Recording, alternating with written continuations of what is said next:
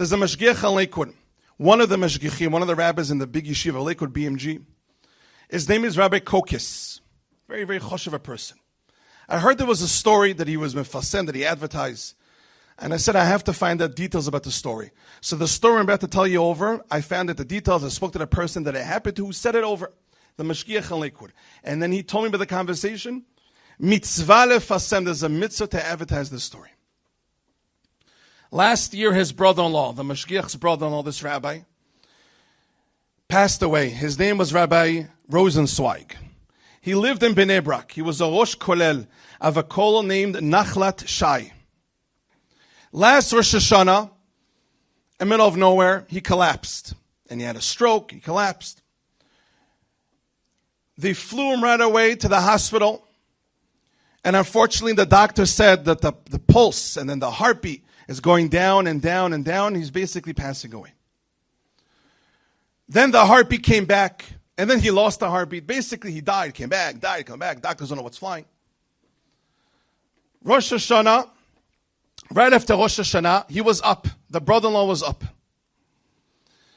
Unfortunately, he passed away around a week and a half later.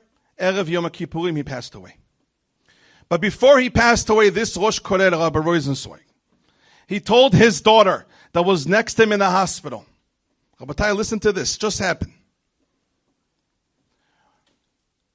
Really, I passed away. And I could tell you, the doctors that we hear, and one day with the shifts, I could tell you I saw everything. In Shamayim, listen to this, Rabbi. In heaven, they gave me another chance to come back, to ask mechila, to ask forgiveness from somebody that I met 30 years ago in Chicago. He used to come fundraising in America for his kollel in Eretz Yisrael. So one of his stops was Chicago. He tells his daughter, I'm going to give you his name, first name and last name. Get in touch with him. I got to ask him mechila. I got to ask him for forgiveness. 30 years back. 30 years back, I might have offended somebody. In Shemaim, they gave me a chance to come ask mechila, to come ask for forgiveness. They reached this person. He had no clue what he's talking about even.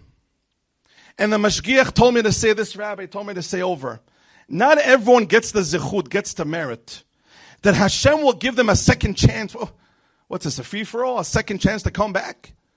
Only those that were zocheh, only those that were careful while they were alive, to be careful not to talk Lashon Hara, that tried very hard not to offend other people. So because there's another person he has to ask forgiveness, Hashem gave him another chance to come back because he was a very, very big tzaddik. He was very careful how he spoke. Rabbatai, to me, that's a tremendous thing. Hashem sent him back because he maybe hurt someone's feelings 30 years ago in Chicago. That's what you send him back for. From here we learn, Rabbatai, Dvarim Pshutim. This is obvious stuff. It's all over the Sfarim. Hashem really cares. Hashem really does care. If somebody gets offended, if somebody speaks Lashon Hara, this is not a joke. Our life depends on this. Our Olam Haba depends on not speaking Lashon Hara, not offending other people. What a tremendous story. We have an opportunity to ask mechila now. Do it. You have an opportunity to be nice to other people. Do it. Pick up the phone and do it. Hashem really cares.